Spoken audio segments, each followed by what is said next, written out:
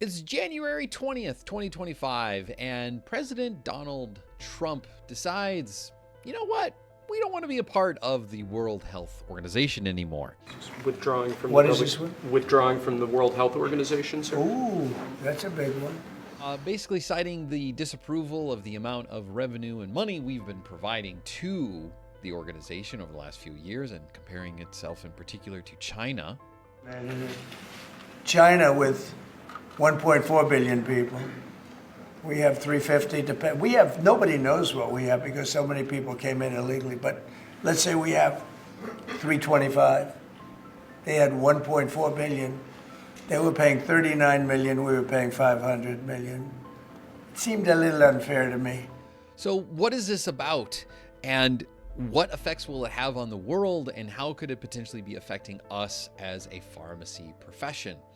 That's what we're going to be talking about in this video. The TLDR version of this is that the United States is probably leaving the World Health Organization. We have a Republican majority Congress, so the executive order is probably going to be passed.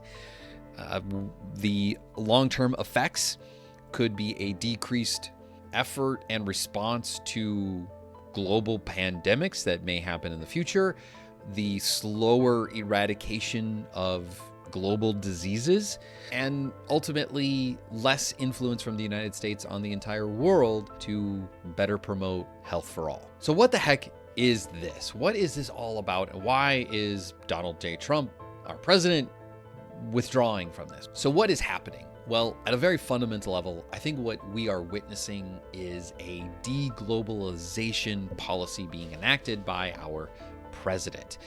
You are witnessing firsthand, particularly how you view it, a nationalistic point of view from our leadership.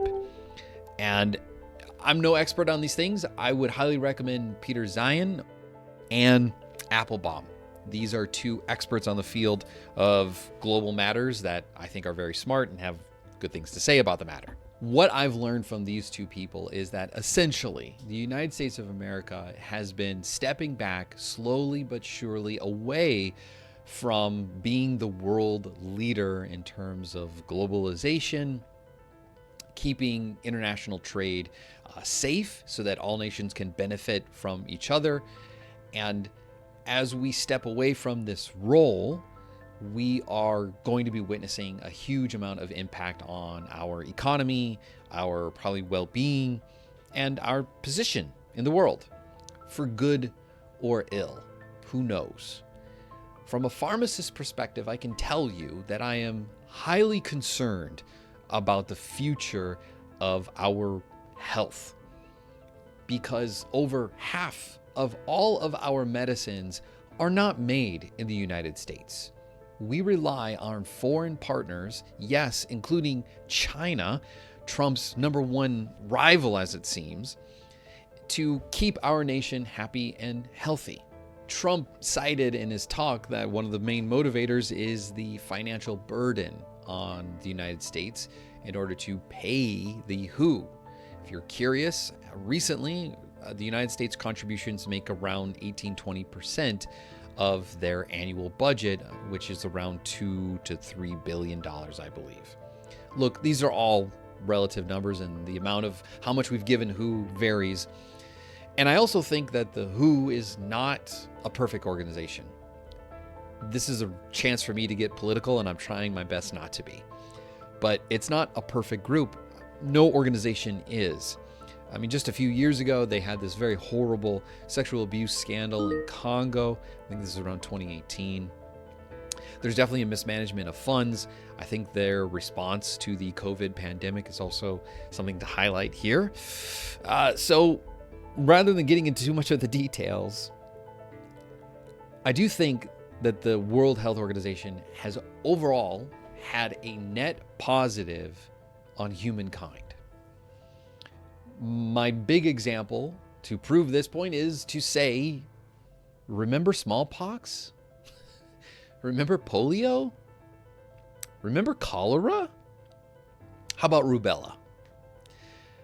Yeah, some of these diseases aren't totally wiped out, but they're not in presently. There are hardly any in most modern first world countries. I mean, smallpox is completely eradicated. The only virus that still exists is within a lab, and it hasn't escaped. If you think a world is better with more diseases or in countries that deserve it, I think you and I are misaligned with what healthcare is really all about, and that's okay. But my hope is that everyone believes in a better world for their fellow man, no matter what nationality, race, ethnicity, religion, belief system, or gender. If you're a human, I want you to be happy and healthy. So that desire kind of makes me go, I wish we had a better tactic here. But that's my own personal opinion. I wish we didn't leave. But how is this going to impact the health care of the world? Well, the first one is that it's going to negatively impact probably global health initiatives. Since we provide so much of the budget of the organization, they're going to have to pull back. They're going to have to rely on other nations in order to make up the deficit. In addition, just take note of this. Other powerful nations will now have an opportunity to take the place that America was providing. Now, I'm no politician, I'm no expert here, but like just thinking out loud here with you. If you want to influence the world to your benefit, then it behooves you to be the person who has the most influence. And we are giving this up. And I think that is an unwise choice. But again, I'm not in charge, I'm not the leader, and I'm not a politician, so I don't have much say here. This is the other consequence. The decreased influence that the United States has over its allies, its friends, and just neutral countries that don't want to get involved. We're not playing a role in their well-being, and so they're going to slowly start cutting ties with more and more nations. That can end well, and I mean, there's potential here that this could end well for us.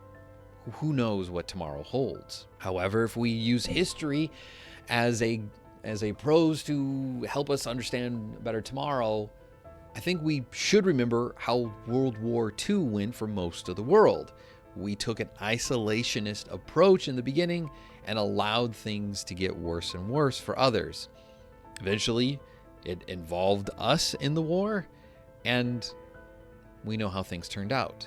But this is all speculation from someone who knows nothing about politics and global economy things and policies. So take it with all a grain of salt. This is just what's honestly going through my head. So how will this affect pharmacists? Well, first of all, I think we have to consider vaccine distribution and stockpiling. The World Health Organization is responsible in large part for supplying the needs of vaccinations for multiple disease states to many countries, and the United States was included in that.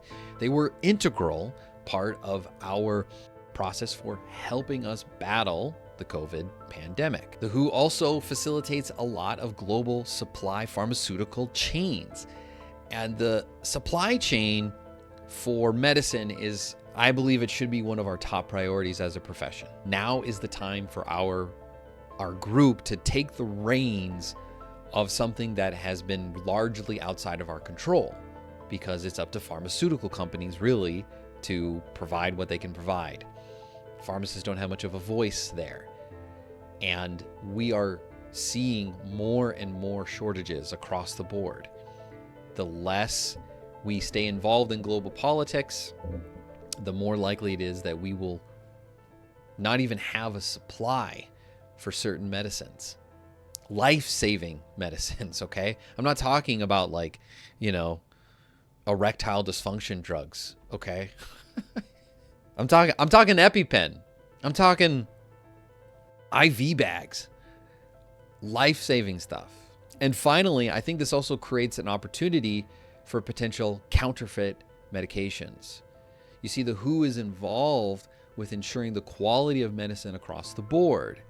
And the less regulation that's involved with this, the higher likelihood that there creates an opportunity for bad will actors, whoever they may be. I'm looking at you, Frank. Finally, and perhaps to not too many pharmacists' interest, is the erosion of collaboration in research. The world got smaller with the internet. And with it, unfortunately, we see more division happening across the board.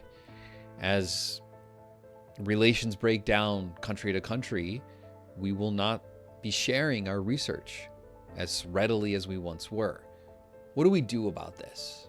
I think we must empower and turn to our government advocacy groups. Yes, our associations. You as a pharmacist may have a lot of disagreements, and there's so much to be said about what our associations are doing or not doing. But I think we must ally with them as they hold the majority of the power within our profession to influence legislators, leaders in our government to change this.